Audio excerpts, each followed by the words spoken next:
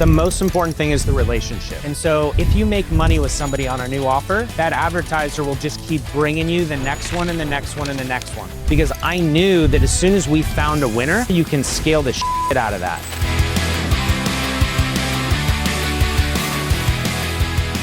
I'm here with Jason Kutasi, an affiliate marketing industry legend. About a decade in now, right? Yep, it's been a minute. Yeah. It's been a minute. How'd you first get started? God, I guess I started on the same journey so many people in this industry have. I met Jason Akatiff. And through Jason, I got a job at A4D. And I knew marketing, but not this way. So I got a job in business development, and I saw how much money these young guys were making. And so along the way, I realized that I had the gift of copywriting, but I didn't know. So I figured that if I could write a pre-sale that beat the control for an affiliate, I would give the affiliate that pre-sale and my commission would go up. And then one day I did the math on how much money I could make if I just ran my own traffic. So I'll never forget this moment in my whole life. I started running Yahoo Gemini desktop-only traffic for 10-cent clicks. And I go in and meet Akatiff at a bar in Encinitas. And he goes, we got there a little bit early. We're seated at the corner. And he's like, how are your ads doing? And I was like, they're doing pretty good. I made $800 today. I made $400 yesterday and $200 the day before. And he's like, ah, shit, here we go. And it was on Hippo's Lift and Firm. And the way that I made that work was everybody was running these ads of saggy arms like this. But I read the script and all it talked about was saggy neck. So I started running images of like turkey necks. And because the copy matched the VSL, most affiliates were running direct ad to VSL with a 0.7 conversion rate. Through the lander I wrote, I was at 2.3. After they click through to the offer page. That's off the ad. Direct off the ad. Yeah, because you got to remember at this point that high quality VSL was brand new. So you see a lot of that today, but like there were no TikTok videos. This is 10 years ago, right? And then I just got hooked. And so I got addicted to traffic, and we started running more and more Yahoo. And then fast forward, I was Yahoo Gemini's largest advertiser for 2 years. What were you spending per day? Ah, shit. It's a great question. What? I don't know, actually. I'd probably say like somewhere between 50 and 100 grand. That's about what... You're at Yahoo, and this is 2015. Yeah. So, but it couldn't take the quality of traffic or the volume of traffic that Facebook could, right? And so, then we started running ClickBank stuff as well. And one of the ways that we grew was everybody was doing Facebook and Google. And there were some guys running Gemini and Native and Taboola and Outbrain and stuff. But like we were the Yahoo guys. Like I had Yahoo on lock. Yeah. And so we would just get referrals from Yahoo, from my buddies with agencies. Like they would just kick us all the Yahoo traffic. And then we started on Facebook. And I remember it didn't work. And I was like, dude, this is so hard. I don't know how these guys are making it work, but there's so much more scale there. And and then that took off. Hired 3 guys, trained them how to basically be affiliates. And then we just started growing. Sick, man. What did you crack Facebook? We cracked Facebook. Eventually, yeah. We cracked it. It was easier. There was more scale. Like a lot of our process in Gemini was like how to fight policy. Right. And so we would Facebook today. Well, yeah. Yeah. And so and we had a whole process for it. And the way that I found out that we were the largest, this is sort of funny story. The way I found out that we were the largest on Yahoo for 2 years is there was a Saturday and my phone rings and I answer it. And I was like, this is Jason, who's this? And I forget the gentleman's name, but he goes, this is so-and-so at Yahoo. And I was like, hey man, like we already got a rep. Like I'm good. He's like, no, that's not what I'm calling about. So let me tell you how my morning started. So I woke up and got a call from Marissa Mayer, who's the CEO at the time, and goes, what is this ad in the number 1 slot of Yahoo homepage for 3 days in a row now? Because we were banking ads. So when the ad would go down, we would run it again. It was a shot glass, a rocks glass, the black background, and it said, how diabetics are having more sex. And so anyway, Marissa calls him And it's like, do you know who this guy is? And he goes, no, I have no idea. And she goes, he's been the largest advertiser on Yahoo for 2 years, and you have no idea who he is. And he was like head of marketing or something for Yahoo. And so I explained to him exactly what we were doing and how we did it. He had no clue how his platform works. And he's like, knock it off. And we did. And yeah, and anyway, we got into Facebook, etc. But Do you still run Yahoo? dude, it's crazy. I was talking about this yesterday. Zero. Like, Yahoo became the most difficult, most expensive traffic source to run. Now, there were these pockets, right, of like, you could run Yahoo DSP or on via Taboola and stuff, but native hasn't been our thing. We've run native. We've pretty much run everything you could think of. But yeah, no, we haven't touched Yahoo in ages. Did you ever do Bing ads? We did, but it just didn't have the scale. And so I think that was one of the things I learned, which was like, it's the same amount of work to make an ad that converts, right? So if I'm going to sell dog food for pet stores, why am I going to work in the pet stores in Austin if I can just run US Go? Right. And it just works. And I think that's like a very common misconception, particularly when you look at like smaller agencies that have smaller clients. I'm like, you realize you already did all the work. So like, go find more clients in other geos and just dupe them out, change the geo and just let it rip. But affiliates to look for, multiple geos and all of that. It's once an ad works, it's just scale. Yeah. Well, so from that time up to today, what were the different things you focused on in between? So I'm pretty known now as the kids book guy. So what happened was Turkey next to kids books. Dude, it's crazy. Yeah. So what happened was we were running a lot of ESL traffic, all the usual suspects. And I'm sitting in my office, and my right hand at the time comes into my office and is like, and I was on a call, and he goes, get into the conference room now. And I was like, dude, I'm on a call. I feel like death, by the way. I'm about to miss a week of work for being sick, pre-COVID, by the way, like the regular sick. And so I'm just like, dude, he's like, hang up. So I hang up. I go into the conference room. We walk, and we got a big TV on the wall. The head of Facebook policy is sitting there on the screen yelling at my guy. He's like, I watched this 45-minute BSL, and you never told me what the trick is. Of course, that's the offer, right? Yeah. This is the worst shit, blah, blah, blah. So we set up a meeting. We get on a plane. We fly down to have dinner with him. The head of Facebook policy. Dude, it was the weirdest meeting. It was the weirdest meeting. So we go in, we have dinner with him, and I remember he's like, we ended up having dinner at Facebook, like in their cafeteria. Did you know this guy before? Like, did you have a relationship with him? No. So our rep, she was not amazing, but she's like, I knew you guys were having all these policy problems.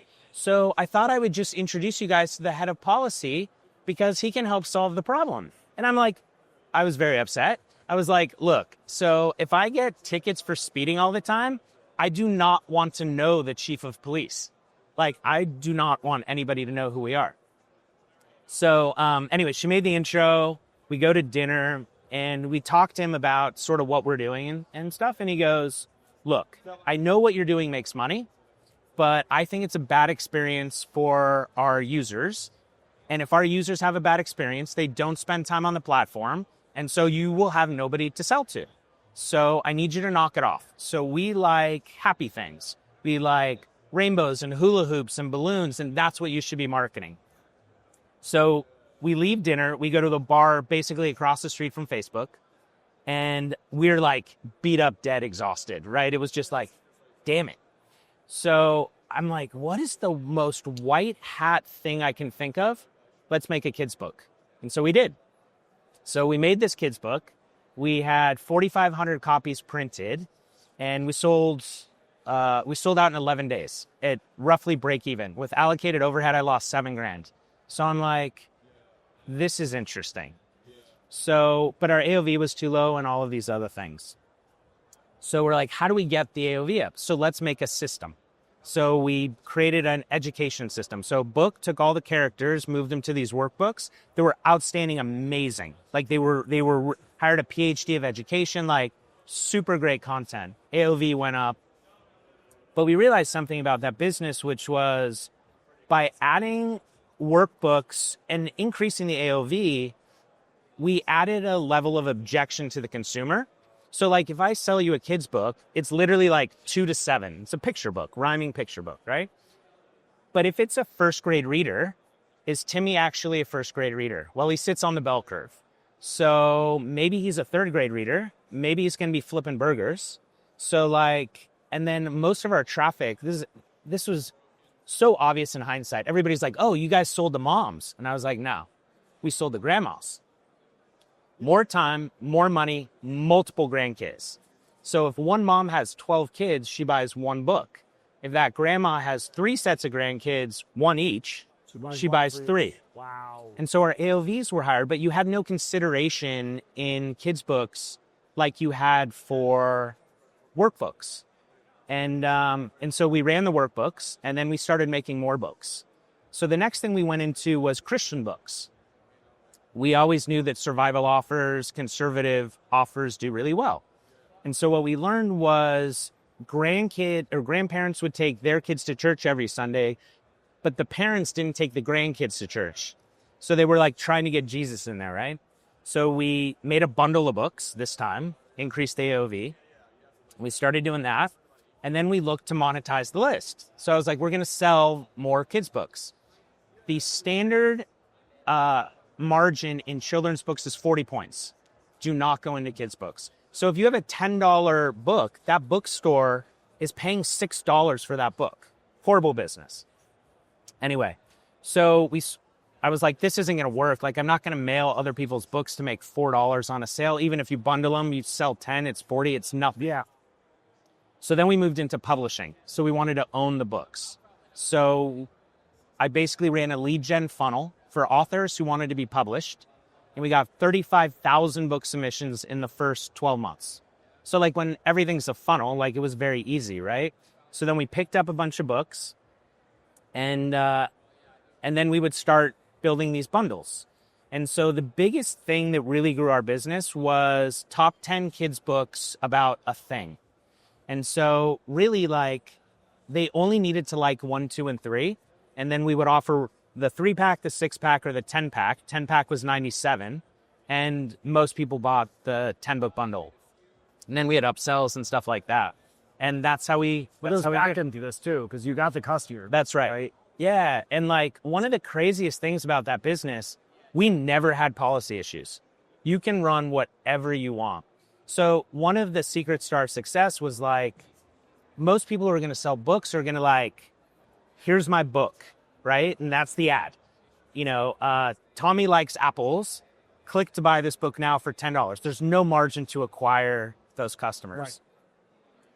The first big breakaway book we had was this book called Fiona Flamingo. And it was about this flamingo that changes colors with her emotions. So in November we launched and it was like, it's okay to be different, it's okay to be you, and it just wasn't working. So we were getting kind of beat up and frustrated, and then COVID came. And so I changed all the marketing to long form ad text, and it started with my husband and I sat up in bed as we heard a scream down the hall and then heard my daughter's bare little feet running down the wooden floors of the hallways, jumps into bed between us, looks at us and goes, "Mommy, am I going to die?" And that's when I knew that COVID was a real thing. And so then we took that book and we made the whole angle about understanding your child's emotions, which was our biggest vertical, was social emotional. That book moved. So at the end of our third year of business, we were the 10th largest children's book publisher in the US. In units sold, we were selling between 10 and 12,000 books a day. And it was just rocket ship from there. So how were you getting the customer? And then what was the AOV and then LTV from that? Great. Pain point marketing, right? And so it was really like, what's the problem we're trying to solve? And so we didn't start this way, but this is where we ended up. So like we would come up with ideas for a pain point. We did get back into creating our own books. And so we would come up with an idea. We would take a cover and we would do multivariate split testing on the cover before the book was written or illustrated. Tim Ferriss, I don't know if you remember the... Yes, I do. So we would test the headline, which can be anything, the sub title, which was the why, like why should I care, and then the art. And you would see these drastic swings. And we were running Facebook lead ads. And I knew that if a book was less than $3 a lead, that book would do okay. If you were at like $1.25, that book was going to be lights out with like 95% probability. So then we would take the hero book, make 2 other books behind it, sell a bundle, because they're really only buying that one book. And then we would look through our backlist and we would add another 7 books to get to the 10-book bundle. But the funnel itself was lead gen, and then they would land on the funnel to purchase. No. So lead gen was only for testing the book covers. Why? So I wanted to only market books that I knew were going to hit. So after that cover win, so we would find a winning cover. You wouldn't run that as a purchase? No. There's no book. Right. So then we would have it written, illustrated. Oh, okay. It's like an opt-in for like a, well, it's almost like a landing page in a sense. Yeah, so it's like new book release, sign up, get 20% off when it releases soon. All the ads were the same. Image of the split test, and the headline was the title. And we were just looking for books that worked. And then after we had that, we would have it written.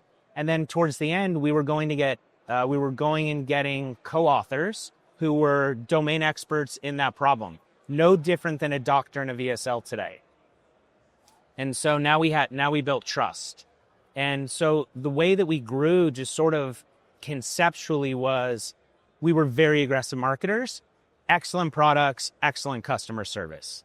And so that was the trade that we made. So AOVs, so you had paperback and hardcover. AOVs were a little bit over 100 because 10 paperbacks were 97, 10 hardcovers were 147. Then there were some upsells and whatever, but let's call it 100. So the average funnel cost shipped out the door was about $40. So we had $60 of margin. Went from 60-40 to 40-60. Yeah. So we could pay up to $60 to acquire a customer and be profitable on the front end. What's the LTV on that go? Shoot, we had all these cohorts and on average, like a ballpark, a couple $100.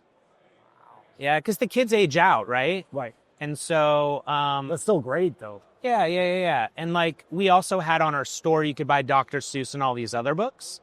But most of those books are purchased on Amazon. So like Amazon's nuts. Amazon was a little bit over 20% of our revenue. And all we did was defense. So we would spend about $800 a day. This is kind of towards the end before we exited. And we had 250 titles. And yeah, it was 22% of our revenue for $800 over here. Meanwhile, we're spending millions and millions on Facebook. So it's wild, man. Yeah. What was the most exciting thing for you about that experience? Doing the hard thing. And I think that when the business got to a certain size or level, it wasn't fun anymore.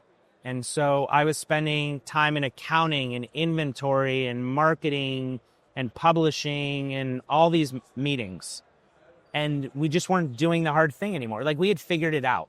Now there were bumps and problems and we had to smooth it all out. But like we were running a business now. We weren't like doing the hard thing.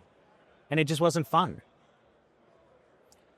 What were some of the biggest things you learned from that? How many years was it from start to 6? 6 years. Almost exactly. What were the biggest things you learned in those 6 years that you've been able to apply to what you do now, which is more agency? Yeah.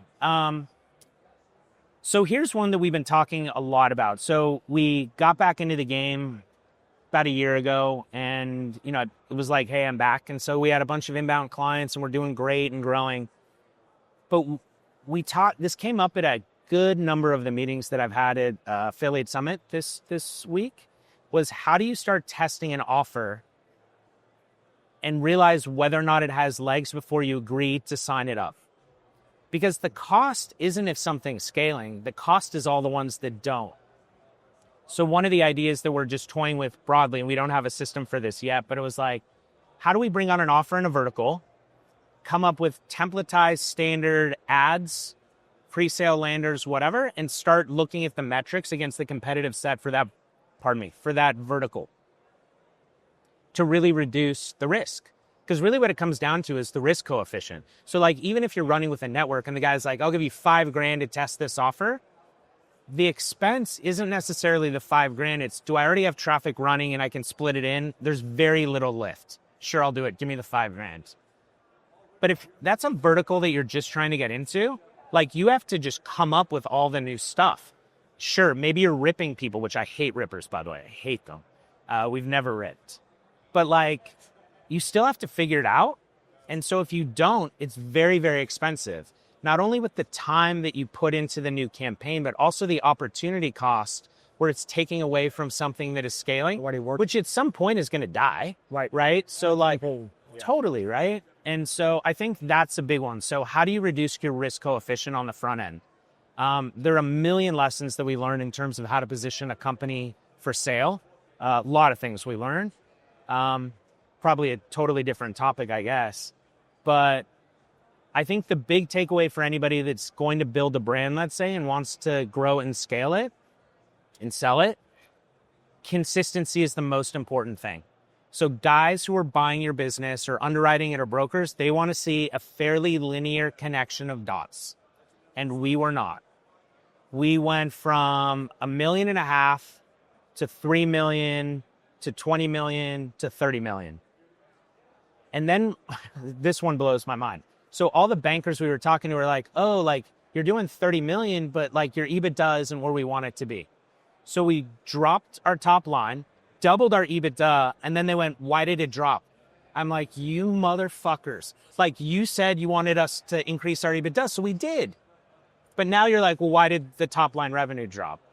And so that was my big takeaway. The problem is I think being in this world or operating as an affiliate, you love to hit the gas. Like, we love to run hard. Scale, yeah.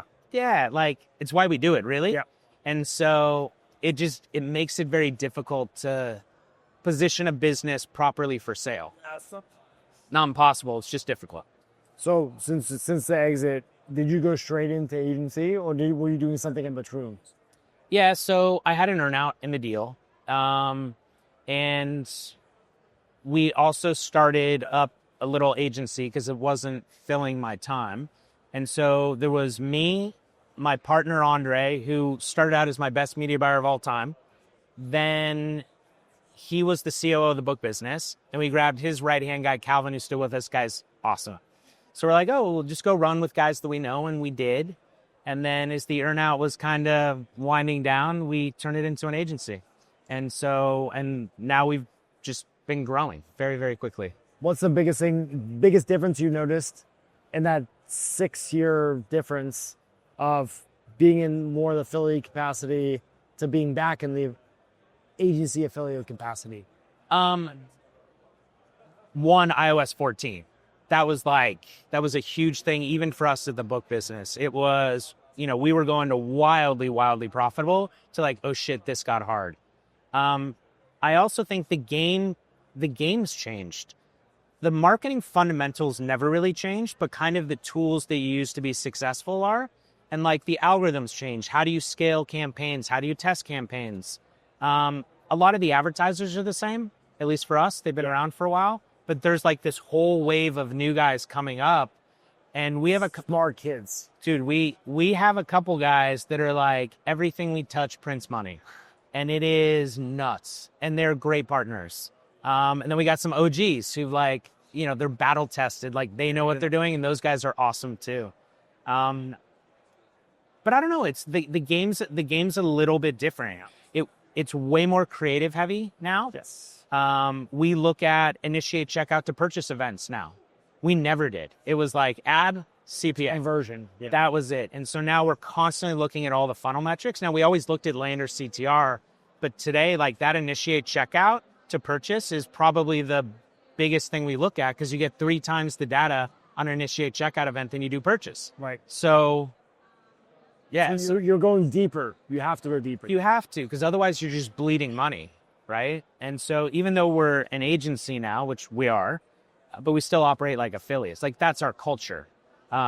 We just want high scale. We hit our target CPAs and we pause, throughout the morning and the day, depending on how traffic is. But yeah, it's a little bit different. Why did you choose to re-enter the space as an agency as opposed to a pure affiliate model? So that's a great question. So about August of this year, we made the hard switch, and some of it's age, probably most of it, I guess. Some of it's like also the brand that I have. in the sense that like our pitch it goes something like this. You're coming to us for traffic, so I don't need to prove to you that we know how to do what we do. I've been around a long time. We know how to do the thing. So really you only have 3 risk factors. You have, is your offer any good? Maybe it is, maybe it isn't. How's Facebook doing? Is it choppy? Is it good now? Is it bad now? Whatever. And the third one is, are we the guys? And I think the third one for seasoned advertisers, they get that one too, but it's sometimes they'll ask, what does that mean if you're the guys? One of our largest offers, we're the 7th guy in, and we crushed that offer. I know most of the guys who tested it, but they just didn't crack it for whatever reason. But then there's been other offers where we don't crack it and somebody comes in behind us and they do. Does that mean that they're good and we're not, or vice versa? Not really. Some of it's luck, or you thought of the right angle, or it's the saggy arms to the turkey neck. Yeah. Right? And so a piece of that's luck. And then for us, if an offer isn't scaling, we'll either stop it for opportunity cost or they'll stop us. We don't do long-term contracts. You can stop us today. Yeah. And we just like working with high scaling offers with guys we like. That's a sphere. If you had to come in this space as a brand new affiliate, Yeah. you didn't have relationships, you didn't have connections, you had enough money to get things going, but you had the knowledge of what you know now. What would you do if we wanted to operate as an affiliate? I think the most important thing, so if you have some base skills, the most important thing is the relationship. So we grew because we always wanted and tested new offers. We never took anything that was scaling. And so if you make money with somebody on a new offer, that advertiser will just keep bringing you the next one and the next one and the next one. The trick is try not to lose on the first one or lose badly. I guess if you're an affiliate, the advertiser doesn't lose. But we also always treated this business as a business, not as an ATM machine. We just always operated above board, honest, direct. We never squeezed on CPAs. So for us, if we're running at $100 CPA and I go to an advertiser and I say, hey man, it's not working, I need 105, I am prepared to stop if I don't get 105. And I think a lot of affiliates also will take an advertiser's last dollar, and that's fine. That's the advertiser's choice. But now you're not building a relationship and actually being a service provider, which is what an affiliate is. And sometimes it can turn into a very contentious relationship. Where you're at butting head, you're at. Yeah. Right. And so everybody thinks everybody else is making more money. And on the affiliate side, if we're making enough money, then we're happy. And so, like, I just don't want to take the last dollar from the advertiser. Just because you can. Yeah. And how has that served you in not just more recently, but the last 10 years? It was really interesting. I had a deal move across my desk a couple months ago. And I was talking to a buddy of mine, OG in the space, and he's like, yeah, you probably shouldn't do that deal. I don't think the partnership would be good for your brands. And so I was like, yeah, but like you're dealing with me. I have a great reputation and whatever. And he goes, actually, you have no reputation. And I was like, what does that mean? He goes, nobody talks shit about you. You always, over the 10 years, always did what you said, always treated people fairly, always paid, like never tried to grab the last dollar. And so as time moved on, they know that they can trust me, us, our brand, and how we operate. And so much like we try to decouple the risk in the offer, the advertiser's trying to decouple the risk in the affiliate or the agency. So like they know what they're going to get. It's the personal brand is really what it is. Yeah. On the technical side, how would you approach like something like auto insurance? If you wanted to operate as an affiliate, what's like the 10 steps to scaling? Same scenario, you have knowledge, a little bit of money. I think if I jumped into auto, which by the way, that was like one of the first offers I tested years and years ago. The ads were so bad. I found them in a Dropbox probably a year ago. It's like embarrassing. I think at the end of the day in lead gen, there's a couple things. One, quality matters, right? And so the feedback loop from the advertiser, if you have the right partner, is really going to help you improve your quality. Because the better you can make, assuming you're running to an aggregator, you're new, right? The better you can make the aggregator look to their buyer, the happier they are too, in addition to scale. right? I think also it comes down, it's always the angle and the unique mechanism. And so I think the biggest unlock for us with AI today isn't that we use it to write copy, which we really don't, but it's the ideation of the angles and the pain points and trying to figure out who those avatars are. So we'll build a table, and what's my avatar? I'm a 45-year-old guy, I live in Austin, Texas. I'm kind of little down on my luck. I'm looking to cut ways to save money. Maybe auto insurance is one of them. And then you ask GPT, through the prompting, you're like, all right, tell me all of these things or all of these reasons or ways that I would save money. What have I considered? Why did these options not work? Why did they not work? And why is auto insurance the right one? So, and then we take the best ones that we like and we move it to copy. And then for us, without going too in the weeds in our testing strategy, for us, copy is first. So most of our ads when we launch are all faces. I don't care what you're selling, but a face will make you stop. Eye contact, always blue eyes. And so they're like, what is this? So they move to the copy. After we get the copy dialed, then we flip to the creative. So ad set structures are by copy until we find a winner, and then they move to a structure by creative. And so you do this today over Facebook? We do it for everything. For everything. So you're typically, I'd imagine there's some burn with this up front because that's not going to be like your highest, obviously your winner in any, I mean, maybe. Yeah, but for us, it goes back to managing that risk coefficient thing. So one of the examples I'll give people is like, let's assume you're 30 years old, you're making some money and you want to get married. So do you go to a bar on a Friday night and you go, hey, you're really cute, we should get married? No, there's like 100 steps in between. So what's the first step? Get her number, take her out on a date, meet her friends, go on vacation, meet the parents, right? Like all of these things. So if you approach things with a staged gain approach, then at any point, the cost to the next step isn't backing out. You know where the problem is. Yep. And we made this mistake when we were young, but the Facebook pixel was also different. So it was literally a date, phone number marriage. And I just don't think that works today. So even when we were running affiliate, so on our dollar, not the client's dollar, we still tested that way. Because I knew that as soon as we found a winner, you can scale the shit out of that. And any of the budget and time that you put on the front end, you'll more than make up for it. It's minimal too, it sounds like. That's right. You do it. That's right. And it's a simple process and it's easy to follow. And so I'll have guys reach out to me and they're like, what's your testing strategy? That's it. Like, it's literally, what's the next step? Focus on getting the metrics that you need there and then keep moving down the funnel. And when you have a winner, like Andre, my partner, dug into the data and found this very interesting stat that we live by today. A winner doesn't lose more than once in the first 3 days and more than twice in the first 7.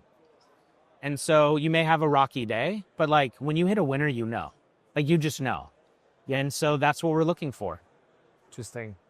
So would you be toying with the funnel or like if it's like a pre-lander to the offer site at this point, or is it strictly copy with like a static demographic image? We only run static. We do no video. Highly controversial. Still. Highly controversial. Not as Harvey. Yeah, but there's a couple different reasons why. One of them is video just hasn't been our jam. But really what it comes down to is our click costs are cheaper on static than they are on video.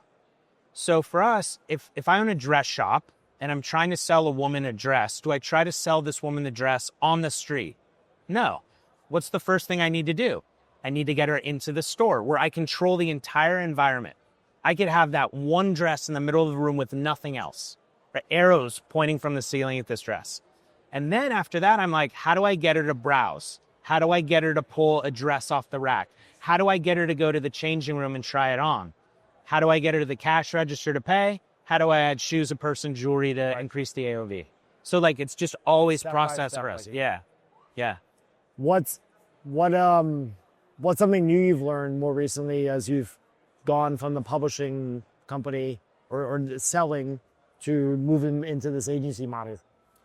The biggest surprise is most of our clients like agency.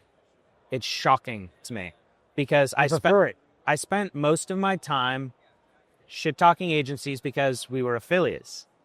So I'm like, yeah, but they don't run as hard as us and they don't care and they don't, No. And so what we found though was that depending on the advertiser, there's a couple key points. One is they like consistency of the relationship. We will talk to them about the traffic. And the other piece, this one surprised me, but as soon as one advertiser said it to me, I asked the other advertisers, and it's very true. An affiliate always has a choice to switch between offer A and offer B, right? So if that offer isn't doing as well, they keep having to pay you more to keep you there. So you're always 1 foot out the door, right?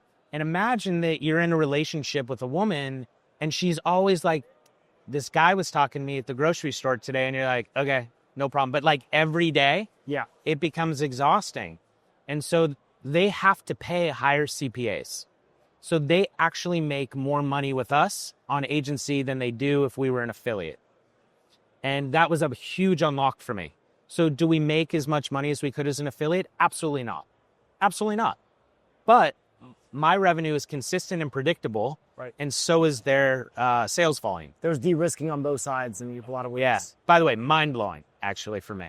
But would you also say that's unique to you because you were an affiliate and you understand how important like front-end CPA matters? Yeah. Whereas a lot of guys that just jump into agency, several on YouTube that I profoundly bash. I don't know. I think you've seen me talk a little crap in groups. Yeah. And it bothers me because they spout a different message to the masses about this is what matters. But in reality, that front-end acquisition is super important. I think it comes down to your personal brand, right? So if all you care about is making as much money as you can, eventually you'll fuck that advertiser.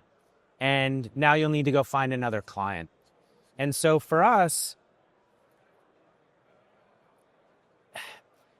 it's like, how do we deliver the very best results for that client, maintain the CPA target, don't be wildly aggressive with budgets. And it also has to do with the team that you hire and the way that you structure. So I know that a lot of agencies have a creative team, a media team, and a copywriting team. But like, if a campaign isn't working, whose fault is it? Well, Johnny doesn't know how to buy, Susie doesn't know how to write, and Steve doesn't know how to, media buy or whatever. So you end up with this. And so this time we tried a new pod structure. So we have a performance manager at the top who's basically an affiliate, and we scale him with individuals under his team. So that guy runs his own mini P&L, and I want to hit the target and I want to do well by the client. Like if we have a client where we're not hitting goals and I see red, it stresses me the fuck out, and I'm too old to have that stress for this thing. And so, and we've had clients just like, keep going, keep testing. I'm like, you don't understand. I can't wake up another day and see losses on your account. It stresses me out. We've done everything. They're getting mad eventually, right? Yeah. But a lot of agencies are like, dude, these guys just pay me. We don't lose. But then they have massive amounts of churn. And I don't want that. I just want them to look at us and go, these guys do a great job, and then refer us. We had a client we parted ways with. We couldn't make his offer work. He referred me to 4 guys in the next 2 weeks. You did right by him. Yeah, we lost him money. We tried our best. But a good advertiser knows that. They understand. Yeah. I mean, he'd been around, right? And so I just think that speaks volumes to the way that you treat that person will introduce you to the next one or many who help you grow your brand in your agency. 100%. It's a people business. People, I think I always try to remind, especially like newer guys we meet, the most important thing is the relationship. It is, even on the affiliate side, right? So on the affiliate side, how did we grow with these relationships? We would do right by the advertisers on ClickBank, let's say, and they all talk, by the way. Like they all talk. It's like, who's running your traffic? And it'll be like, oh, well, Kutasi's running traffic for us. Can you make an intro? And then we would get these deals exclusive. So we only run exclusive. We always have. I hate getting ripped. So, and by the way, if we're not doing well, like we're not driving enough sales or revenue, I will never block you from making money. Bring somebody in, take the exclusivity away. You will have another offer and we'll have another chance to work together. But it's very selfish to just like take that guy's last dollar. Yeah, I think a lot of guys come in and they're just thinking about like, how do they get the best deal or like get paid a little bit more? But I sat down with Anvi Sarandria. Yeah. You probably know. Yeah. And he was telling me because, for example, before he sold his Medicare agency, everyone in Medicare calls, it was a race to the bottom to get like the cheapest CPA, the cheapest cost per call. So it went from like 50 to 40, 40 to 30. He was getting paid 120 because he took a value add approach and he like worked with his buyers direct in that way, which is the complete opposite of what the traditional affiliate mindset is. Yeah, it depends if you want to make cash or build a business. And it's not even about equity value per se, but it's the relationship and how you treat the person on the other side really, really matters. I think I knew that years ago, but we've just seen it. You know, I've been in this business 10 years and change or whatever, but like you see that the work that we did 10 years ago is paying off now. It paid off along the way, but it's like still Opportunities you have now are because of the Yeah. It's really true. And so if I was just smash and grab, I would have made a lot of money then, but there's no way we would have been able to do what we're doing today. What opportunities. Yeah. And some of it's age, like in my 20s, right? Everything is an emergency, 40 is forever away, but everybody gets older and they build businesses and new offers and they switch companies and all these things. And it goes back down to the relationship piece. Now you have to deliver on the goods, to be clear too. Yeah. But those two things together will really help somebody grow their business. And not being a dick. Yeah, don't be. Yeah, what's Van Elswick's thing? It's at Geek Out. It's like I forget his thing. It was like no dicks allowed or whatever it is, right? Yeah. No assholes allowed. Yeah, it's totally true. What's a piece of advice you would leave with people listening to both someone that's an affiliate already and someone that's starting in this journey? So if you're starting, you will only be successful if you love it. I tell people this all the time. It is an easy way to make money if you love it. Like anything else, really, right? Like if you don't love playing golf, you will never be a good golfer. And so for me, when I started out as an affiliate, it was like the best video game I'd ever found. And it was, 7 days a week, 12 to 16 hours a day. What would you do with your free time? I was like, I'd run traffic. Like it is my favorite thing. If it is not something you love, I would choose something else. And what was the second part of the question? Someone brand new, starting. So you love it and you're running. I think there's two pieces. I think particularly post-COVID, make an effort to show up, talk to people on Zoom, go to events, shake hands and kiss babies. So for two reasons. Most of the time spent at this conference today was 95% was people I already know. Same. Yeah. So like, why do I need to show up? You need to be in front of them. And that person who likes you will introduce you to the guy next to them. And you will find fresh opportunities at these events as we have. And I don't know, treat it like a business. You might not have a campaign that's working today, but you probably will have one that's working. And if you think you're the biggest dick in the room and you have a campaign that's working and you're crushing, you probably won't have one tomorrow. I also think that there's always a bigger boat. And one of our media buyers, she runs 7 figures a month. And I was like, just remember that we're not the biggest, but you run some volume. And some guy came up to her and was like, yeah, what do you do and whatever. And he's like, oh, I'm running like 250. And she's like, a day? And he's like, no, a month. And she's like, oh, I do that a day. And all of a sudden, it was like the guy just shuts down. So he thought he was really big. And so I think there's a level of being humble. Like when we sold $3 million worth of kids' books, I was like, that's nuts. And then it was 20. And then it was like, well, shit, 3 isn't that big. It just comes down to your personal brand. Like as we're talking and it's running through my head, treat others how you would expect to be treated. And if you think others are going to fuck you, and you fuck them, then that's who you're going to end up doing business with. Yeah, Robin, man. Well, how can people learn more about you, your agency, connect with you? Probably Facebook. Shoot me a message. Telegram's another great way. I'm pretty much an open book with most things that we do, particularly in terms of campaign structures and how we set it up and test and scale. We're more private, I guess, on the actual copy, let's say, and the offers and whatever. But I remember all the guys that helped me when I was younger. And so I'm always willing to help those who are like, dude, I'm stuck. What should I do? What should I try? I love it.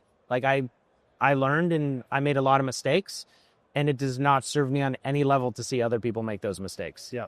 I benefited from that same experience. So Yeah. that's a large reason why I do these podcasts, man. Dude, they're great. They're fantastic. Appreciate it, man. Thank you so much. All right. Thank you.